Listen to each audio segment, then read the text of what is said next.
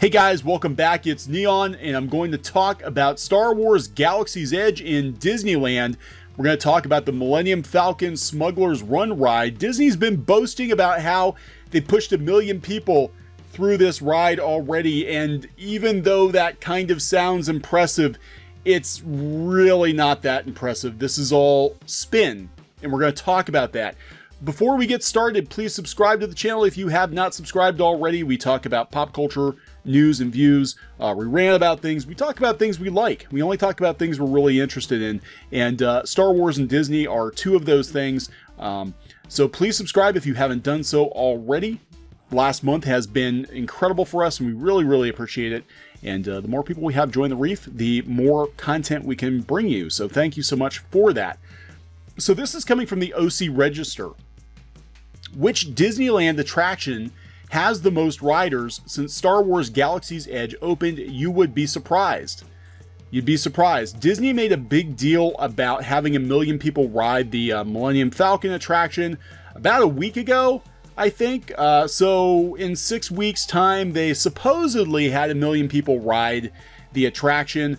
And we had some people in the comments arguing over whether or not that was even possible, if the ride did have enough capacity to hit that 1 million person mark, even with it running around the clock. And a lot of people said they didn't quite believe it. Really, you have to kind of take Disney's word for it. We compared the Falcon ride, which has had relatively short wait times, to Flight of Passage in Walt Disney World. And now I did make a small mistake in the previous video. I said that I thought Flight of Passage had a higher capacity than Smuggler's Run. It turns out that actually Smuggler's Run has a slightly higher capacity than Flight of Passage. A lot of people were wondering whether or not the math actually worked out, or if Disney was trying to put positive spin on Galaxy's Edge, which has had a lot of really negative press since it opened. A lot of mainstream media outlets calling it a flop, calling it a ghost town, saying that it's not bringing the crowds like Disney expected, and there's been kind of a dud that's actually led to Disneyland being a ghost town during the critical months of summer. So yeah, Disney absolutely would put some information out there saying, look how many people we've had. Look everybody, we're not a failure. We've had 1 million people. 1 million people in 6 weeks ride the Falcon. So let's look into this, because actually it's not nearly as impressive as it sounds. In fact, there are other older Disney attractions that can push many, many more people through, that have actually pushed more people through than Smuggler's Run. But then again, that comes down to the ride design. A lot of these attractions, they call them people eaters. They're not literally eating people, but they are high capacity attractions. But still, it sounds impressive until you do the numbers, and then you realize it's not as impressive as Disney would like to make it sound. So which attraction has had the most riders since Star Wars Galaxy's Edge opened? You'd be forgiven for assuming the new Millennium Falcon Smuggler's Run attraction has had the most riders of any Disneyland attraction since Star Wars Galaxy's Edge opened, but you'd be off by a long shot. Disneyland announced last week that 1 million riders have ridden the Falcon Smuggler's Run attraction since Star Wars Galaxy's Edge debuted. That statistical peek behind the curtain tells us a lot about the ride capacity of the e-ticket attraction and the number of people visiting the new themed land. They talked about the Ridgway family of Ocean Springs, Mississippi. They were recognized as the 1 millionth riders on the Falcon on July 16th. Now, Touring Plans, which uses big data and statistical analysis to calculate daily crowd sizes and ride wait times at theme parks, says that based on the available information, Millennium Falcon Smuggler's Run has averaged about 27,000 riders per day since May 31st, approximately 76% of the attraction's ride capacity. Why only 76%? Why aren't people beating down the doors to ride Smuggler's Run? Why is it only 76%? That pales in comparison to It's a Small World, which can do 57,000 riders per day, and Pirates of the Caribbean can do 55,000 during the same period, and it's just short of Big Thunder Mountain at 35,000. Hyperspace Mountain, which is the Star Wars overlay of Space Mountain, 31,000, and the Indiana Jones Adventure at 31,000, according to Touring Plans estimates. You read that right. The half-century-old Small World has had way more riders than the 2-month-old Smuggler's Run. But of course, Small World and Pirates are high-capacity people-eater rides that vacuum up visitors and often still manage to maintain relatively short wait times. Except in the summer. Except in the summer, you will actually wait like 45 minutes to an hour to ride either one of those attractions normally. But now, because of Galaxy's Edge apparently scaring people away, because of the whatever reason you wanna use, whatever excuse you want to use, whether it's the annual pass blackout dates or people being afraid of the crowds or whatever, that is not the case. That is not the case this year. In fact, I've heard Pirates and Small World are basically walk-ons. So Disneyland officials said Millennium Falcon Smuggler's Run has performed extremely well with very little downtime during the Million Rider Run, thanks to the hard work and dedication of cast members and Walt Disney Imagineering, the creative arm of the company. Smuggler's Run is among our highest rated attractions, and we're thrilled by the guest reviews we have received since opening, Disney said. So debuted on May 31st after a series of employee and media previews. They did institute a reservation-only period for Galaxy's Edge because they thought it was going to be crazy busy, and it was. It was for the first couple of weeks. The early birds got in, and then after that, nobody cared. Beginning on June 24th, they instituted a virtual queue boarding pass system, which has hardly been used because not enough people are going to warrant it. So while the Million Rider mark sounds impressive, other Disneyland attractions likely outpaced Smuggler's Run during the same period. During Smuggler's Million Rider Run, Small World and Pirates could have hit the same mark, operating at only 45% of their hourly capacity, while Big Thunder could have done it at 70% and Space Mountain at 80%, according to touring plans. Smuggler's Run can accommodate up to 1,800 riders per hour, according to the New York Times. Now, I thought Flight of Passage actually had a higher capacity. Someone said, and I looked into it, and yeah, Flight of Passage has a little bit less than that, but Flight of Passage winds up having like 2 or 3 hour waits sometimes during busy seasons in Disney World. So the average wait time for Smuggler's Run dropped from 47 minutes on opening day to only 22 minutes. Only 22 minutes on June 23rd. So just to show you kind of how popular this ride is, a 22-minute wait for a ride that's less than a month old, that only has a capacity of 1,800 riders per hour. Flight of Passage, which has a similar capacity, it's a little bit less. I think it's like 1,400 or 1,600. For months and months and months after opening in Disney World, had 2-3 hour wait times. Based on Avatar, a movie most people don't care about anymore, right? So the average Smuggler's Run wait time spiked to 59 minutes on the 24th. That's still short for Disneyland in summer. That is short for any ride. And it reached a high of 89 minutes over the 4th of July holiday weekend. That is still not a long wait time for Disneyland. We used to go to Disneyland usually the week of the 4th when I was a kid. And it was not unusual back then, back in the 80s, 90s, to wait 90 minutes, 2 hours sometimes for the e-ticket attractions. I know Cars Land, Radiator Springs Racers, you'll wait an hour and a half to get on that. So yeah, this just shows that this ride is not that popular compared to some of the other attractions in the park, and it does have a lot to do with the fact that people just aren't going. They're not going to Disneyland this summer. Using Smuggler's Run ridership as a guide, Touring Plans estimates that Star Wars Galaxy's Edge has attracted between 2.7 million and 5 million visitors since opening day. My strong suspicion is that the number is toward the bottom end of that range based on the low wait times we saw throughout June, said Len Testa, president of Touring Plans, an online subscription service. Yeah, and he knows his stuff. Len Testa actually does know his stuff. He's written several Disney guides, and he watches numbers for a living. Literally, this guy watches Disney numbers for a living, so he would know. Attendance is low, right? To the surprise of many theme park observers, Disneyland has experienced lighter than usual summertime traffic since Galaxy's Edge opened May 31st. That is putting it mildly. I mean, mainstream press is calling it a flop. They're calling it a ghost town. Very, very unusual for Disneyland. Now, we are hearing reports that traffic is kind of picking up a little bit, I think because people are coming in because they're like, wow, it's not crowded. Everything's a walk-on. If I felt like flying out to California, I'd absolutely do it too, because I'd love to be able to walk on to Pirates in the middle of summer. That'd be great. But again, this is all about the spin. Disney wants to spin it. 1 million is a big number. For a lot of people, 1 million is like, wow, 1 million, that's a lot. So when they put a press release out saying 1 million people have ridden the Falcon ride, it sounds like a lot of people. It sounds like a lot of people are going to Galaxy's Edge when, in fact, twice as many people have ridden the 50-year-old rides, right?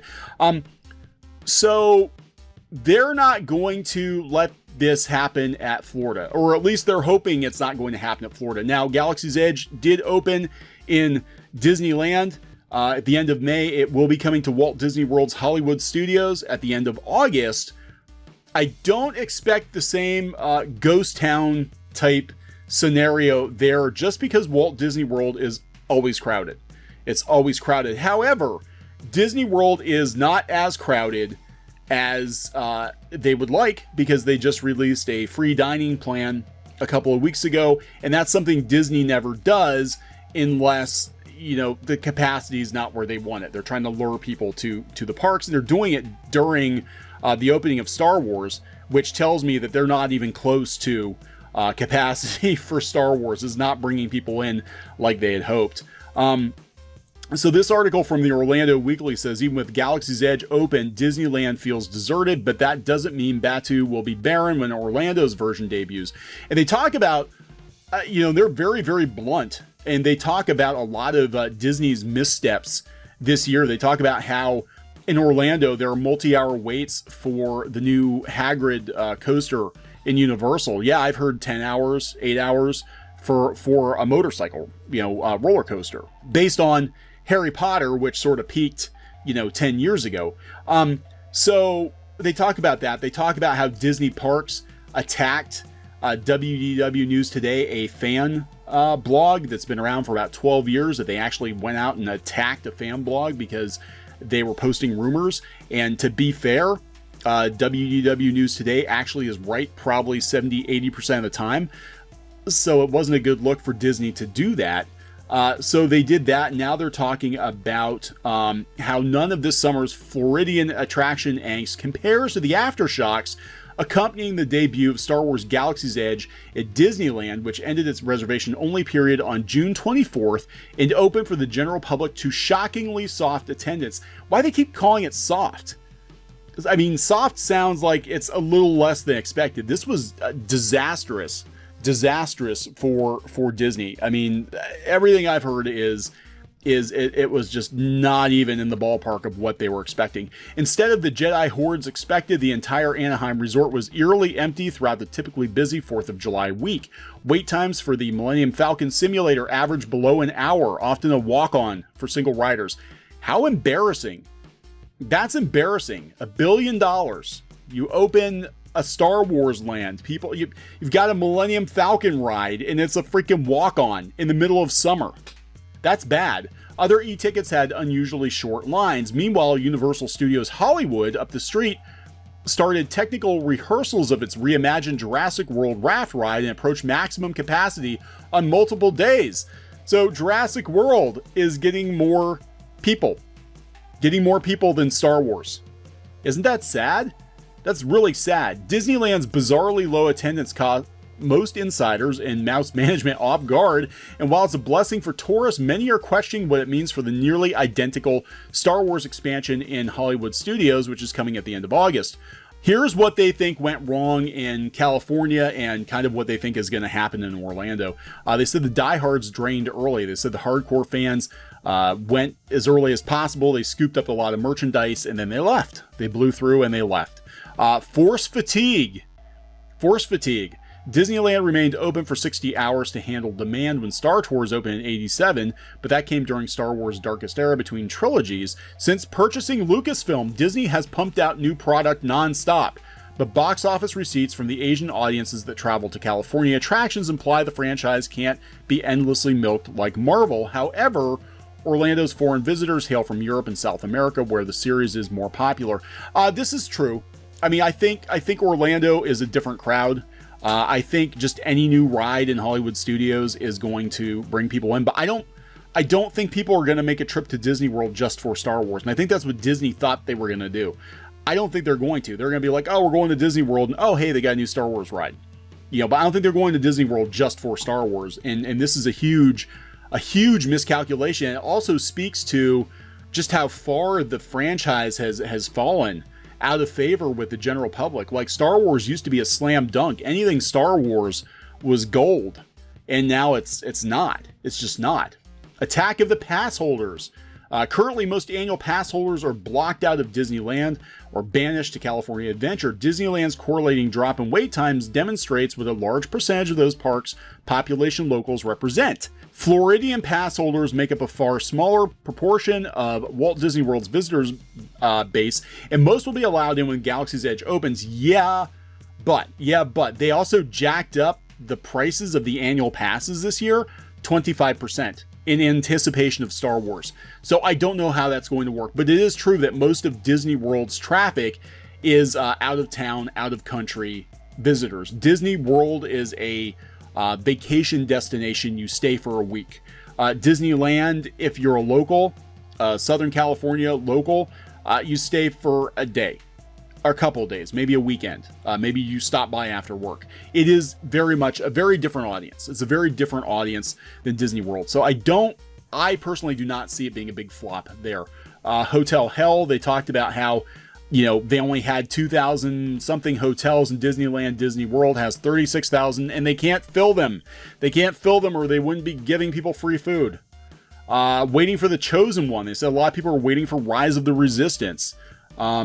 They said normally people have a fear of missing out, and in this case, they have a fear of massive overcrowding. A lot of people might be avoiding it just because they don't want to deal with the crowds.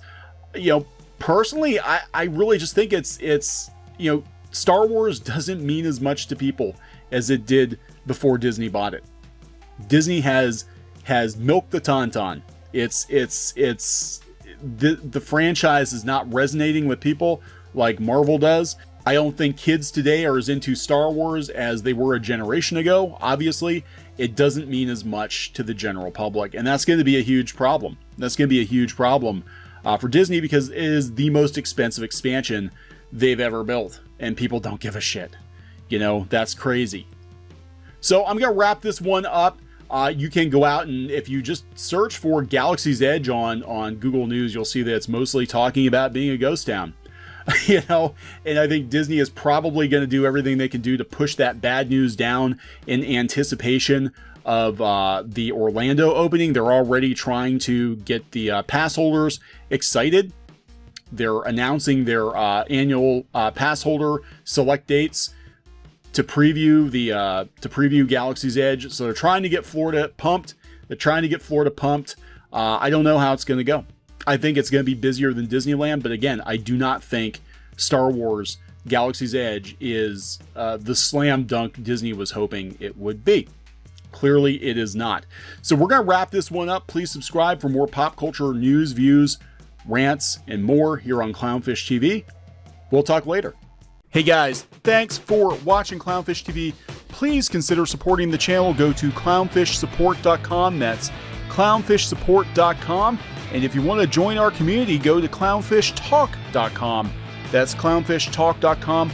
Please subscribe, ring the bell for notifications. We will talk to you next time.